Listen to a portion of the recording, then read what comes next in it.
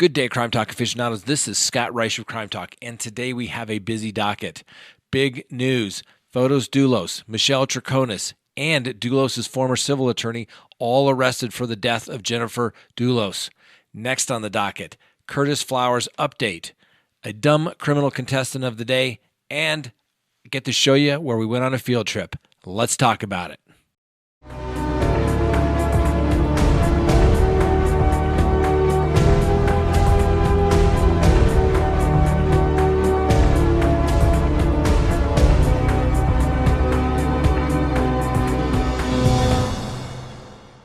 Good day, Crime Talk aficionados. This is Scott Reisch of Crime Talk. Thank you for tuning in. If you like our channel and you haven't already done so, please subscribe. Hit that little bell notification so that you receive word of when we go live or put up new content. And as always, leave us a comment. We want to know what you think, particularly today on the docket. First, Fotis Dulos arrested. Michelle Troconis arrested. Former civil attorney of Fotis Dulos, Kent Douglas Mahoney, arrested. Conspiracy to commit murder for Michelle Troconis and Mahoney. First-degree murder, murder, and kidnapping for Fotis Dulos. Nearly 7 months have gone by, and Fotis Dulos has remained free. Not charged with murder, but simply charged with tampering. Michelle Troconis was charged with tampering, out free. Troconis has a $2 million bond. Fotis Dulos has a $6 million bond. And Norm Pattis, Fotis Dulos' attorney, believes that he'll actually make that bond. Now, the affidavit for arrest warrant is out there, and it provides a little more detail than what we had before. Not much, but what we do know that new information is that the former attorney, Kent Douglas Mahoney, is charged with conspiracy to commit murder. Now, Mahoney withdrew his representation of Fotis Dulos as soon as he was charged with the other tampering case. Additionally, Michelle Troconis has been charged. Now, I personally thought if there was somebody that was going to roll in this case, that it would be Troconis, something similar to what we had here in Colorado in the Patrick Frazee matter, where nurse Crystal Lee Kenny rolled on her boyfriend and told him what exactly happened. The police have always believed that Fotis Dulos and possibly Troconis were lying in wait, basically when Jennifer Dulos returned home into the garage from taking the kids to school, that basically she was murdered, and then the parts of the body were disposed at another location. So according to arrest warrants, police believe that Fotis Dulos was lying in wait when Jennifer Dulos arrived home from dropping off their children at school at the New Cannon right about 8:05 a.m. on May 24th. Now, the police allege that two people resembling Dulos and his now former girlfriend, Michelle Troconis, were captured on video in Hartford, Connecticut later that night, around the time his estranged wife was reported missing. The police also contend that Fotis Dulos was seen on video dumping bags that were later determined to contain his wife's blood and clothing. Now, this is all according to an arrest warrant. In a separate arrest warrant, it said that Fotis Dulos and Troconis took a red Toyota Tacoma pickup truck belonging to a four-group employee to a car wash in the days after the disappearance. Police also alleged in the warrant that they believe Fotis Dulos drove that truck to New Canaan the morning of Jennifer Dulos' disappearance.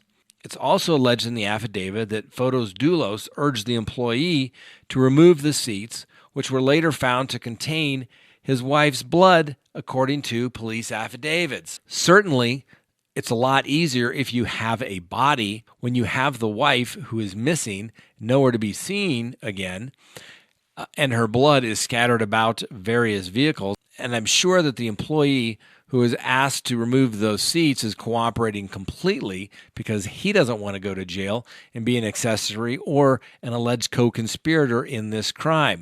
Fotis Dulos was arrested at his home this morning, and just prior to the police arriving, Norm Pattis, his attorney, arrived at his residence as well. He apparently had heard a rumor that his client was going to be arrested, so he drove to the house. Obviously, the police weren't going to interrogate Mr. Dulos as they know that he is represented. Now, Troconis was also arrested, and they both are to appear tomorrow for an arraignment in this case.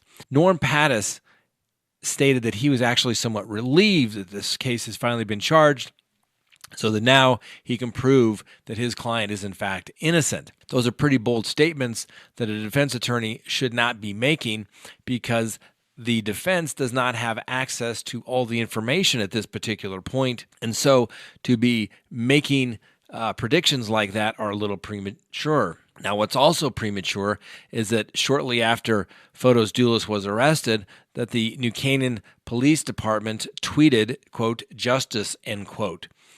Don't take that victory lap just yet, but we'll wait and see what the evidence is. Now, Norm Pattis, the attorney, has basically put out a couple of theories for his defense. One was this Gone Girl defense, that basically Jennifer Dulos faked her own death and has left basically to get Mr. Fotis Dulos arrested, similar to the book and movie of Gone Girl. The other theory was that, once again, Jennifer Dulos actually had committed suicide, and this was a suicide revenge plot because she was ill, as evidenced by apparently some $14,000 in medical bills just prior to her disappearance. We'll see how that plays out, but I personally, unlike Mr. Pattis, would keep my cards much closer to my chest and not tip off the prosecutor to any defense out there. I understand the court of public opinion, but the only thing that matters at the end of the day is those 12 jurors in a jury box. We'll see how this plays out. Next on the docket, a quick Curtis Flowers update. For those of you who do not recall, we covered this case of Curtis Flowers. Why? Because the case went all the way to the Supreme Court. Now, why did it go all the way to the Supreme Court? Well, Mr. Flowers had been tried 6 times for the same crime. Either the case had been reversed when he was convicted, or it ended in a mistrial. The justices on the United States Supreme Court, in a 7-2 decision, reversed basically because the prosecutor got rid of every minority that was on the jury panel each and every time. That district attorney was the elected district attorney, and that's by a gentleman by the name of Doug Evans. Well, yesterday, Doug Evans filed a motion to recuse himself, and now he's asked that the Attorney General in the state of Mississippi take this case over. The Attorney General in Mississippi now has to decide how she is going to proceed. She can get familiar with the case, or have her deputies get familiar with the case, decide if they can go forward on it. They can make a plea bargain with Mr. Flowers, see if he'll accept something for basically credit time served, perhaps, and then the alternative is to simply outright dismiss the case. Mr. Evans has basically said that he believes that he is preventing the justice that the victim's family deserves in this particular case because of his presence in the case. The local newspaper down there has basically said that the case is no longer about the victims or Mr. Flowers, but about Mr. Evans, so it's time for him to go. It's unfortunate that it took all these years for this district attorney to realize that he was the problem and just go try the case fairly. So at the end of the day, everybody had a fair trial, and that's how justice proceeds. We will keep you updated as to how the Mississippi Attorney General is going to handle this matter. Next on the docket is our dumb criminal contestant of the week. But don't worry, he is a professional drinker. That's right, a gentleman by the name of George Emanuel, 54, was pulled over and showed the typical indicia of being impaired: bloodshot, watery eyes, slurred speech, odor of an unknown alcoholic beverage, and ultimately when the blood test was taken, the blood result was a .218, some 4 times over the legal limit. When he was talking to the police and they asked him if he had anything to drink, he has, of course, said he had 2 drinks. Why? Because everybody who's ever been pulled over for a DUI always says a couple or 2. Well, you don't get a .218 by simply having 2 drinks. Doesn't happen. Maybe 2 quick guzzles of something, but not 2 drinks. If you figure just roughly, each drink is .025. 2 drinks gets you to the impaired limit in most states of .050. And 3 drinks would probably get you very close to the legal limit of .08 in most states. But remember, in most states, DWAI is .050. My advice is get an Uber. It's a hell of a lot less expensive. Mr. Emmanuel is still awaiting charges, but it is not a good thing to tell the police that you are a professional drinker.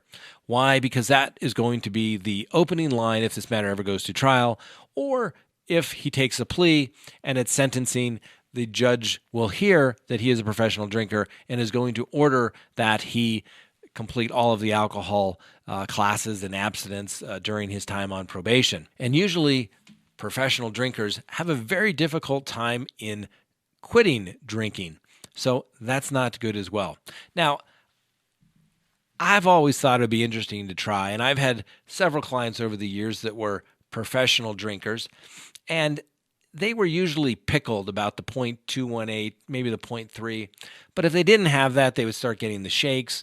And I always thought it'd be interesting to try, but I never had a client that was willing to just go for it and basically say he was drunk. Yes, he was, but it did not affect his ability to operate that motor vehicle, even to the slightest degree, and therefore, find him not guilty, because if he was sober, he wouldn't be able to drive because he would have the shakes and wouldn't be as attentive. Never had a client willing to do it, but one of these days, maybe we will. Now, next thing on the docket, I told you yesterday, took a quick field trip. Yes, the lovely Miss Kristen had a meeting in the city of San Francisco, and yes, parts of it are beautiful. Other parts are an absolute armpit.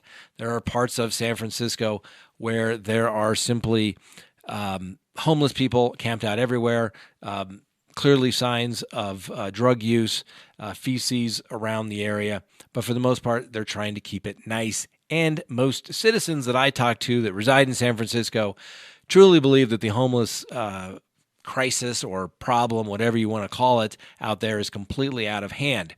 But I guess we can't do like we did in the old days, and those were considered basically quality of life crimes, where you can't, take a big dump on the city's sidewalk. Why? It's a health issue.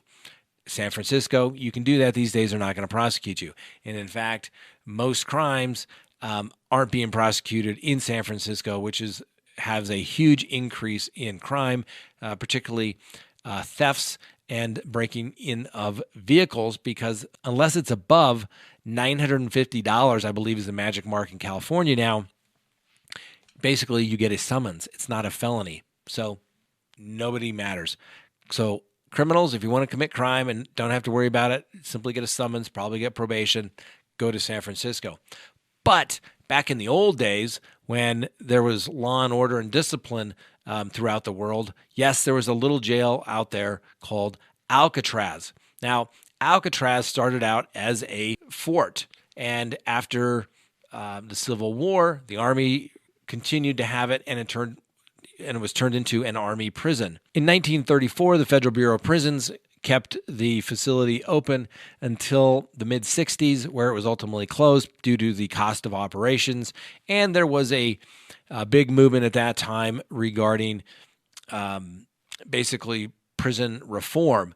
There was a big push, kind of like today, where instead of punishment, it was based on rehabilitation, given the fact that most prisoners someday were going to be, in fact, released, so let's make them a better person. Now things have shifted much farther, and now a lot of people, like in San Francisco, are not arrested for nearly anything. And don't get me wrong, I'm not promoting that people should get arrested for lots of stuff. As a criminal defense attorney, there's lots of stupid laws out there, and there's lots of cases that shouldn't be prosecuted. But Alcatraz, great real estate. It's now run by the Park Service, and apparently they're doing some sort of Native American History Month, because in 1969, a group of Native Americans overtook it, saying it was their land. And so now the Park Service has written on the water tank, as well as some of the signs there, to replicate what the Native Americans had written on there when they were occupying this property. very interesting, but there were lots of very interesting things that just aren't worth getting into when I was there in San Francisco, particularly there at Alcatraz. What I think is interesting is to take a look at some of these views, take a look at the prison, look at the cells. They were single-man cells. There were roughly 330 prisoners there at the maximum.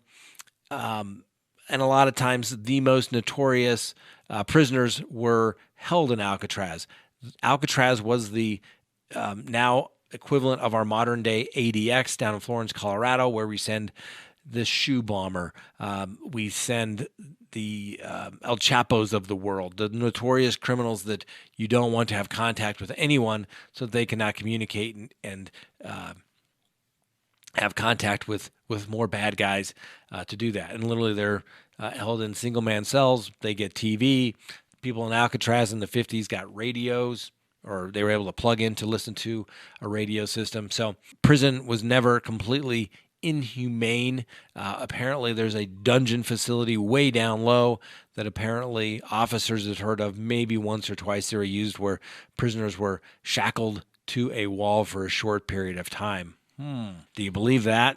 And obviously Alcatraz was known for some of the very notorious criminals that were held there. For example, Al Capone, George Machine Gun Kelly, Robert Stroud, the Birdman of Alcatraz, Roy Gardner, Henry Young, Alvin Karpis, James Whitney Bulger, and Mickey Cohen. Most of these organized crime type of figures were there, and they were there because of maintenance issues, and the plan was that these people were not to have contact with the outside.